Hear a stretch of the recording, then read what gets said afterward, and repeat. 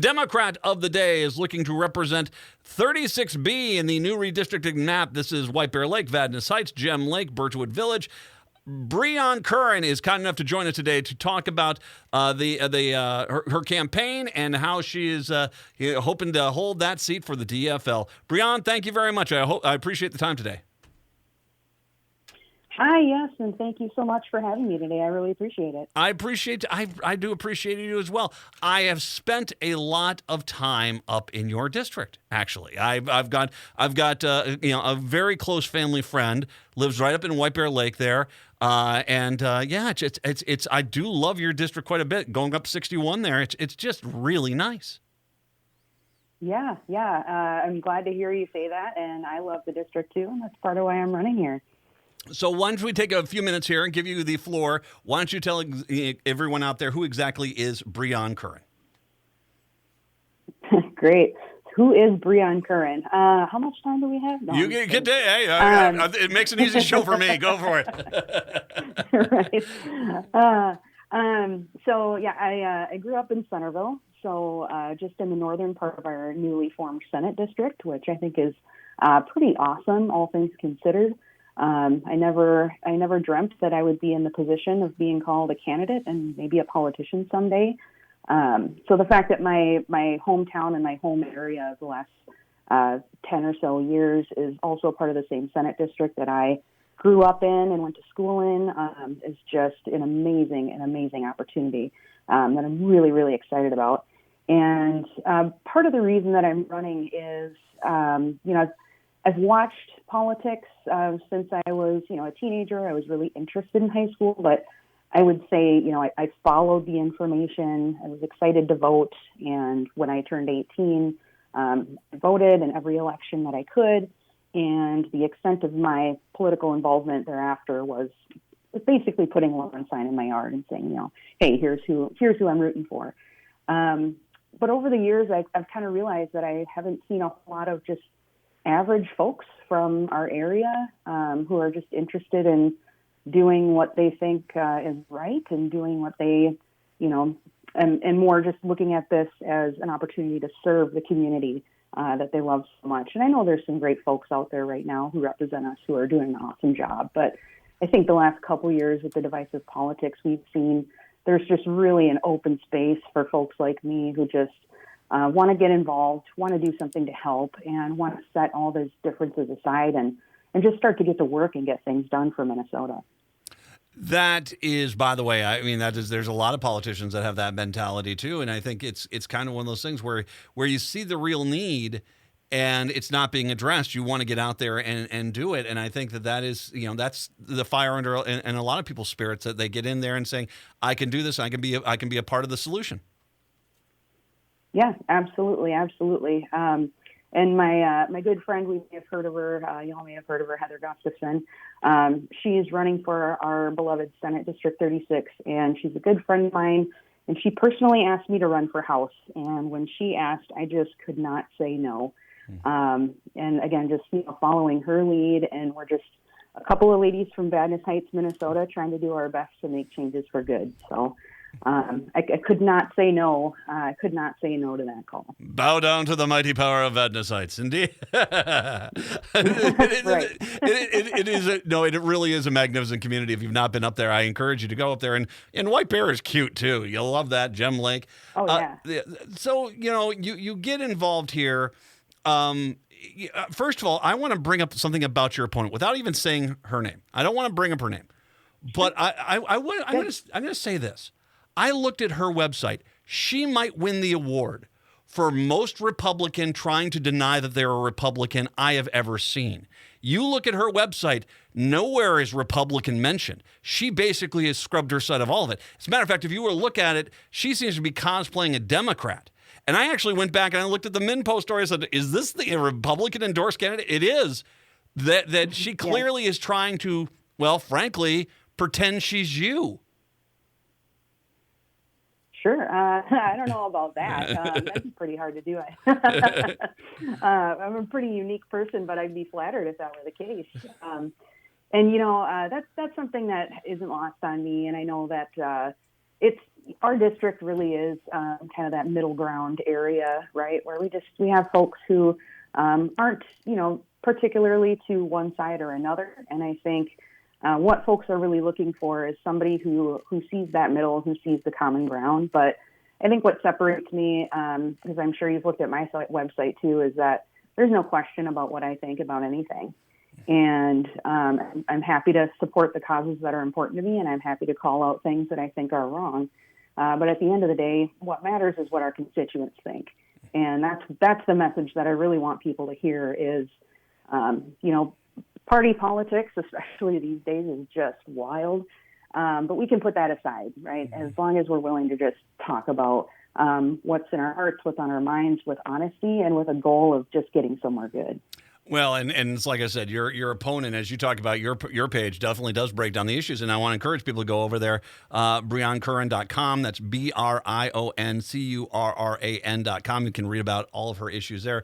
But your opponent is a master's class in vagueness, because there's talking points, but there's not much there. Let's go through some of the issues here, and obviously one of the ones that is infuriating for a lot of people this election cycle is the overturning of Roe v. Wade, and that women's rights that they've had for 50 years is now, on the chopping block. A lot of Republicans scream that they're newfound moderates on this issue. The reality is the GOP platform is to overturn Doe v. Gomez and to make abortion illegal in the state. That is their policy that they put forward in May of this year. You obviously are looking to defend women's rights in St. Paul, correct? That is absolutely correct. Talk a little bit about that. When you've been out there door knocking and stuff like that, have you heard about that from people? Have people been talking about that issue? Yeah, and as soon as Roe was overturned, that was one of the first conversations. One of the first conversations I heard about at the doors immediately, and I've heard about it not just from women who are afraid for their own healthcare rights and access, but I've heard a lot from men as well who just think that tragedy, and it's clearly over the years that it's been an effort by the other side to limit some of our freedoms. So this came up in a forum recently where my opponent attended as well, and the Republican spin on this is that abortion is not on the ballot. And I suppose if you want to get technical, is it a question on the ballot this year? No, it's not. But we all know that elected officials decide what will happen in the future. Elected officials decided who sits on our Supreme Court today. And that was, the result of that was the overturning of Roe v. Wade. So I think it is really, really safe to say that, yes, by extension, abortion is absolutely on our ballot in Minnesota. And I think it's fair to say every election from here on out it is. I mean, that's clear. It's absolutely. They can say that's not the case. It clearly is the case, no matter how much newfound moderates they are on the issue in just in the last 2 to 3 months. So one of the issues that Republicans like to tout is public safety. You as well can tout public safety. You are a Chisago County Sheriff's Deputy with your experience there. Talk about your experience in applying it, how you feel public safety should be addressed in the 36B district. Absolutely. So I think, first of all, in our district here in 36B, we have great law enforcement services. Our officers are wonderful people who care about the community. Several of them have ties to the community or even grew up here. And I had a good chance to work with the White Bear Lake Police Department for about 3 or 4 years as a volunteer reserve sergeant before I became a deputy in Chisago County. So I have the experience locally here in our own public safety system. And what I've seen is that we can really make it work. And in some areas, we really are making it work. And what doesn't make sense to me is that we've got areas across the state of Minnesota that are seeing just extensive mass disparities in the service that they're receiving. So when we know it's possible, and we know it's possible in our beloved little suburbs in the Northeast Metro here, I don't see any reason why we can't make it something great across the state. And to me, that looks like supporting our police officers, right? We need to give those resources. We absolutely have to support our police departments. At the same time, we have to make sure that people are held accountable, and we don't want to see some tragedies repeat themselves like we've seen over the last decade or so. And I think that's highly, highly achievable if we're willing to sit down and talk through some different areas where we can make improvements. Another issue that you've brought up is disability services. Talk a little bit, because I think that's the first time I've ever seen something like that listed on someone's website and talking about this issue. Where are you thinking there's the need right there? I mean, obviously since we've been working just in my lifetime at moving from a very unhospitable society into a much more hospitable society. But I'm told every day that there is a lot of failures that are still not being addressed out there when it comes to disability services. Yeah, that's absolutely right. So for the last 20 years, I've worked for a local nonprofit serving adults with developmental disabilities. And if there's anything I've learned over my couple of decades there, it's that legislators really have the power to decide if our most vulnerable neighbors will thrive or just simply survive. And even though we've made strides, in the last 50 plus years for services for folks with disabilities, what's happening is that funding just isn't prioritized. When it gets to the legislative session, oftentimes disability services are something that don't make it too far on the table before they get taken off. And I think part of the reason is because we don't have anyone sitting at that table who says, hey, wait a second, we have an obligation to care for people. And just because they can't sit at this table doesn't mean we can say no and move on. And the lack of funding and the lack of prioritization of these services has created these jobs as an entry-level job. And it's something that we see a lot of high turnover in, and that certainly translates to the services that folks with disabilities receive. So we want to see that change. We got folks out of institutions, which is, like I said, it's incredible. It's an amazing stride. But what we've essentially done is, create a position where that's really low wages. So not a lot of people want to work there. We've got a staffing crisis, and now we've got essentially 4-person institutions just in our communities, in homes. And so from the outside, it looks like everything is great. But from the inside, people are stuck at home and not able to do the things they want to do because we're so short-staffed. Yeah, and clearly it's something that, and I think one of the things you just touched on, which I think is such an important part, is that if you treat a job like it's an entry-level job that's, basically, supposed to be mistreated and underpaid and not get the benefits, well, are you surprised when people don't want to stick around in that job? And I think that's the great learning when we have this great, workers' renaissance that we are living in this day and age. I think that's kind of one of the things that people are realizing is that, no, it just because someone takes that job doesn't mean that job deserves to be treated worse.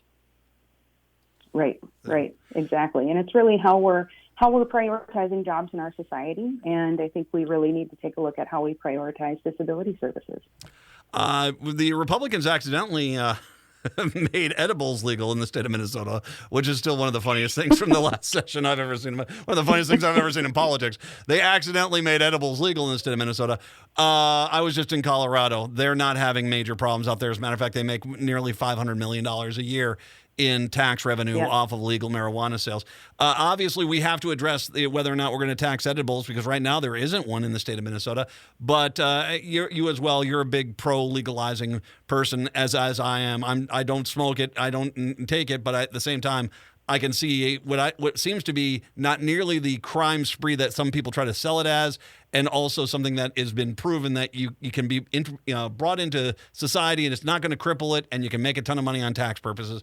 I think it's a win across the board to legalize marijuana. Yep.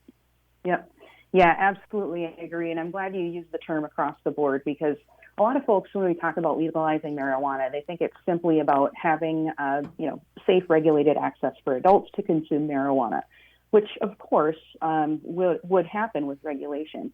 But there's so many other things that this issue touches, right? Like you mentioned, the tax revenue, and we can, if we create that avenue for tax revenue, we can fund the things that everybody's passionate about right now, like mental health services. That is absolutely a bipartisan concern, and everybody wants to do what we can to address our mental health issues in the state. And I think that is something that we could look at using tax revenue from sales of recreational marijuana. At the same time, I'd like to see a portion of that supports substance use disorder treatment, which again, is something we really, really need to tackle here. And then, of course, that rolls into our criminal justice system. And if we get folks, clean off of hard drugs, that's going to reduce the risk of being involved in crime in the first place. And if we can legalize marijuana and expunge records for, nonviolent marijuana-related crime, we can reduce our costs in criminal justice there as well by not keeping folks in prison just, simply for consuming or selling marijuana. And that kind of trickles then into the workforce. Then we have an added group of people back into the workforce and potentially can run dispensaries and do something that they're already good at. It makes a lot of sense. And too, like, I do treat it like the legacy amendment, like you kind of alluded to. Dedicate the tax funds to very specific things. I think most people in Minnesota would vote yes right away. I honestly do. I agree with you on that one. Brion Curran is once again the candidate for 36B. Brion, I want people to get up there and help you out. Once again, this is the same thing. Help your local DFLer. Help your local one by all means. Yeah. But if you are in a relatively safe, easy punt of a district for the DFL, get up to 36B. We need door knockers. We need volunteers. We need donations to help Brion win that district. So what's the website, once again, people should go to find out more information on how they can help you out? My website is myname.com, so it's BrionCurran.com.